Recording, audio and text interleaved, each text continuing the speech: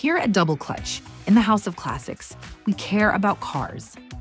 Since cars have the ability to move us not only physically, but emotionally as well, keeping them running like new and looking as good as possible is something we have a passion for. Every week, you'll play witness as we restore some of the best cars in the world, starting with a 1940 Lincoln Zephyr. Welcome to the restoration wing of Double Clutch.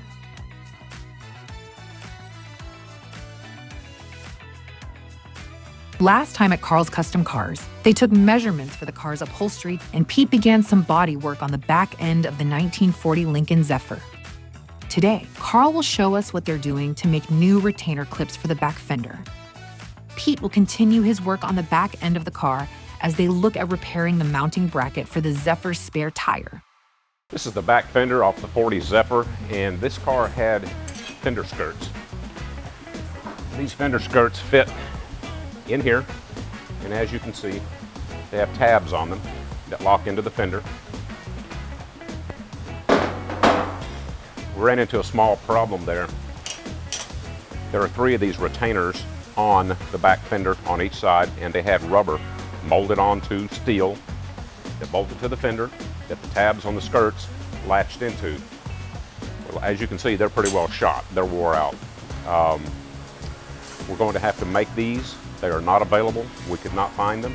So what we did was removed the rubber from the steel part and started refabricating the rubber part by hand. How's it coming? Oh my gosh. This has not been a lot of fun. Actually coming along pretty well though. We'll usually make 1 or 2 to try and get an idea of what we got to do, how we got to get from point A to point B. And the first one was pretty tough. We spent quite a few hours on that. But I think we've refined it now to a point where we're kind of seeing how we've got to do it, what's the best way to do it. So, well, it's coming along. I mean, it doesn't look too bad for the first one. Yeah. What we've done here is we keep this stuff around, it's just bulk rubber, and start cutting it down to the general shape that we want. Cutting slots in it. Show how that's done if you would, Michaela. There's the metal piece that is left out of one of the originals. We've removed all the old rubber. And Michaela is putting a slot in the sides of our bulk pieces, general shape. And by doing that, it will fit back into the steel part. And here's the first one that's put back together. And it goes on the fender, back on the fender, back in this position that holds the fender skirt to the fender. These original fasteners have a very special head on them. They were rusted in. We had to tear them up to get them out. What I'm going to do is take another fastener and duplicate the head, just like the old one. Now, I'll do these in my lathe in the back of the shop, which makes the job easier. Now, a long time ago, I didn't have a lathe. I had to do them a different way. Let me show you how that's done. I would mount an electric drill in the vise, push the button, lock it on, put the bolt in the chuck, and either use a sander or even a file to get the finish that I wanted on it. Let me show you how that's done.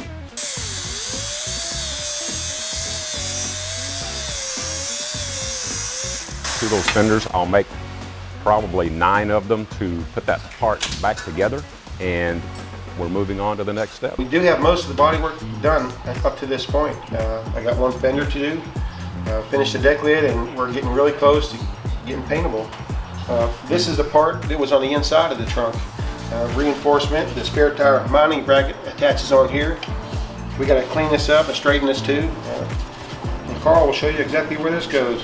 This goes inside the trunk. It was actually pop riveted and bolted inside here, and it got damaged also. That piece has got to be repaired after he gets this piece straightened out. And he's working on it. We're working on it. This car originally had primer on it. There was a single substrate, no hardener, no activator. Everything was solvent, so it was dried by the air. The problem with that is if you would take the old primer, take a lacquer thinner rag and rub it, it would come right off. And so it never hardens. Everything in this car is going to be hardened all the way through. And say we'll have a really good job. Carl, look really good, Carl. Oh yeah. Ultimately, all of these steps take a lot of time, but it's the correct way to do it. The paint job on this car, when it's finished, will be with this car a long, long time. No rust will come back. This car will be solid as a rock. That's it for this week's segment. Be sure to join us for another update next Thursday. And don't forget to watch our next classic car episode coming Monday here on Double Clutch.